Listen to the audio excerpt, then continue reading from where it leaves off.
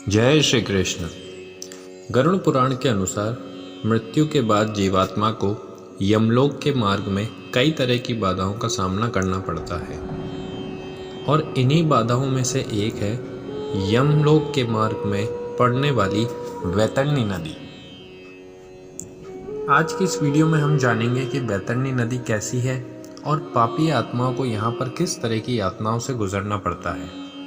अगर आप मेरे इस चैनल पर नए हैं तो प्लीज़ इस चैनल को सब्सक्राइब करें, साथ ही बेल आइकॉन को भी प्रेस करें। हिंदू पुराणों और ग्रंथों के अनुसार सृष्टि के आरंभ काल से ही पृथ्वी लोक पर जीवन चक्र चला आ रहा है।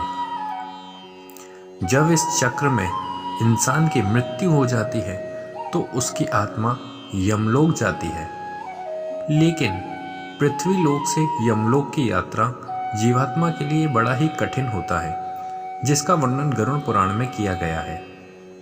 बताया गया है कि पुण्य आत्मा वैतरणी नदी को बड़ी आसानी से पार कर जाते हैं, परंतु पापी जीवात्मा को इस नदी में कई तरह की यातनाओं का सामना करना पड़ता है।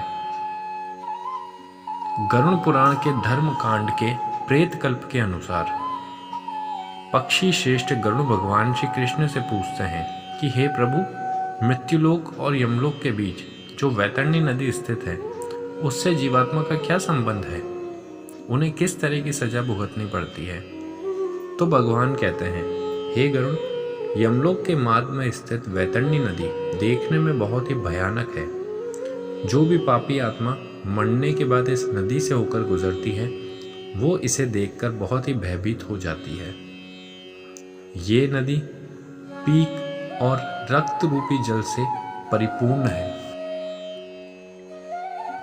साथ ही यह नदी मांस और कीचड़ से भरी हुई है। जैसे ही यह नदी पापियों को देखती है तो यह अपना विकराल रूप धारण कर लेती है। नदी में जैसे ही पापी आत्मा का प्रवेश होता है वो 12 सूरज हो इतनी गर्मी के समान तपने लगता है। वो आत्मा महाताप में चिल्लाते हुए करुण विलाप करने लगती है। ताप के कारण पापी आत्मा अपनों को पुकारने लगती है और जब उसे अपने पास कोई नहीं दिखता तो वो भयंकर रूप से इधर उधर भागने लगती है। तब उसे वो ताप बर्दाश्त नहीं होता और उसे मजबूरन उस दुर्गंध भरे पूर्ण जल में डुबकी लगानी पड़ती है और ऐसा करते हुए वो आत्मग्लानि से व्यथित होता है। गरुड़ पूछते हैं कि वैतरणी नदी में किसे कष्ट मिलता है।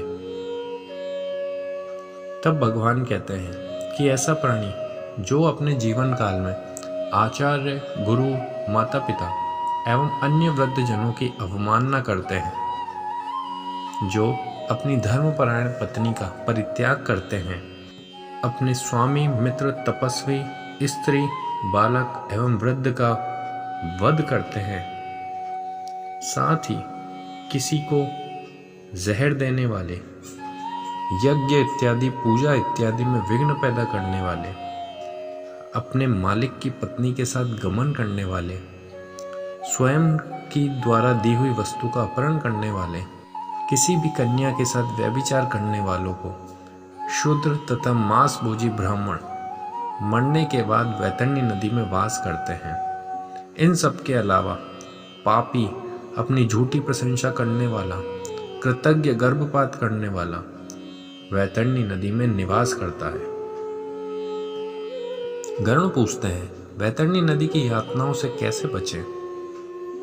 तब भगवान कहते हैं कि जिसने मकर और कर्क की संक्रांति, सूर्य, चंद्र ग्रहण संक्रांति, अमावस्या अथवा अन्य पुण्य काल के आने पर श्रेष्ठतम दान दिया हो, उसे एक निश्चित समय के पश्चात इस नदी से निकाल दिया जाता है। अर्थात प्रभु कह रहे हैं कि प्राणियों को धरती पर रहते हुए विभिन्न अवसरों पर दान और धर्म इत्यादि करते रहना चाहिए। इसके अलावा एक और मुख्य तथ्य है कि जीव आत्मा जीवित रहते हुए गऊ का दान करता है तो वह इस नदी की यातनाओं से मुक्त हो जाता है, क्योंकि उसके पीछे यह कारण दिया जाता है कि ये जो गाय है ये उस आत्मा की वैतरणी नदी को पार करने में मदद करती है। इसीलिए हिंदू धर्म में मृत्यु से पहले गौ का दान कराया जाता है। इस तरीके के सुकर्म के प्रभाव से परलौकिक सुख की प्राप्ति होती है। इसीलिए दोस्तों, हम लोगों को चाहिए कि हम अपने जीवन में अधिक से अधिक दान, पुण्य, धर्म, इन चीज़ों का संग्रह करें। आशा करते हैं कि आपको गरुड़ पुराण की यह बातें समझ आई होगी। इस चैनल को प्लीज़ सब्सक्राइब करें और वीडियो को लाइक भी करें। श्री हरि विष्णु विष्णु।